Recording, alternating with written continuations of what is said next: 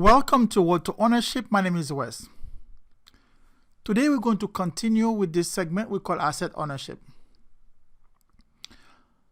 If this is the first time you're watching this segment, please go back to the beginning and watch the first one where we talk about the age of asset ownership, which is a new era that we are living in, according to my observation. Today we're going to answer a question. The question we're going to answer is asset ownership for you? Okay, because this era is important and it can transform your life financially. The question is it for you? Because not everything is for everyone. But before we go into this video, I want to ask you for a quick favor. Please take 1 second and subscribe to this channel. It will be greatly appreciated. Now, who exactly will benefit from this era? Who is this era for? I have this image here that I call the phases of life. It's very basic image that shows a time for learning in our life, a time for us to work, and a time for us to rest. So it's obviously that the working years are the years where we need to store our value in appreciating asset, or store our value in the stores of value, those 4 stores of value that we talked before in previous videos. Okay, so obviously if you are in your working years, you know this is a time, if you're between 25 and 65, especially if you like 20s, mid-20s, 30s, 40s, it's your time to participate in asset ownership. If you start too early, let's say you are a young person, you are in school, you don't focus so much on your education, but you focus on asset ownership, it's gonna be an issue, because the higher level of education, it raises the ceiling of your opportunities. So you wanna make school a priority during that time, and wait for your time to actually focus on asset ownership. And if you are 65 or you're later in life, that's when you're going to look into asset ownership. It's pretty much almost too late, because your time has passed. So it's 2 things that I want to emphasize here. First of all, asset ownership is important to focus on it very early in your working years. So if you are between 25 and 30, it's very important for you to focus on asset ownership, because if you save early, then your savings will grow over time.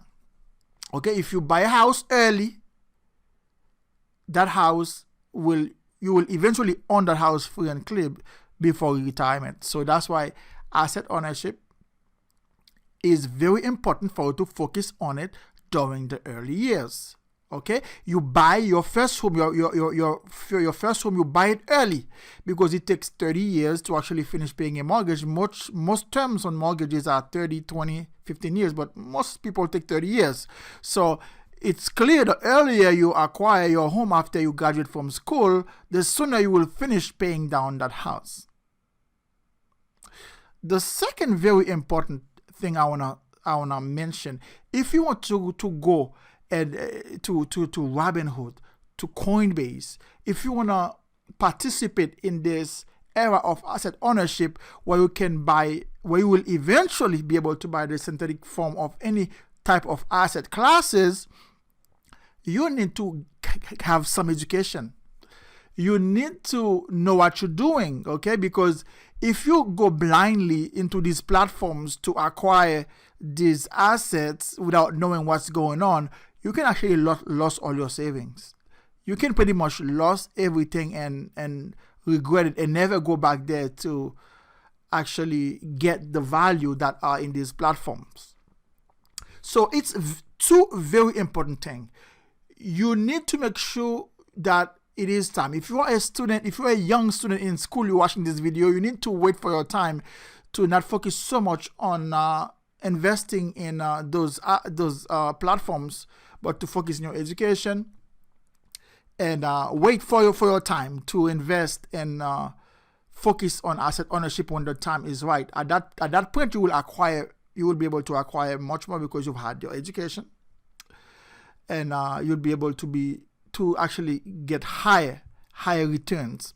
Now, as far as education is concerned, you need to make sure if you're not a professional, or you're not a professional investor, or you don't intend to go down that route, you need to use your spare time to learn about markets.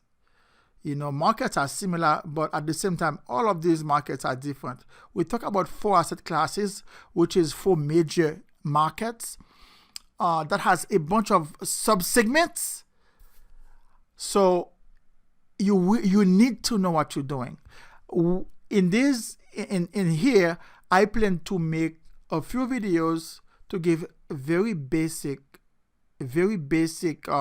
tools or very basic investing models I want to go over, just to help you start in your journey to understand those asset classes, so you know what you're doing, so you don't go into these asset classes or these markets and risk your savings.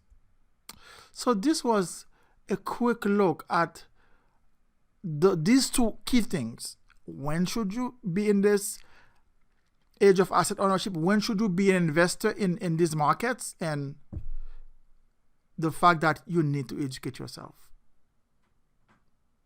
Thank you.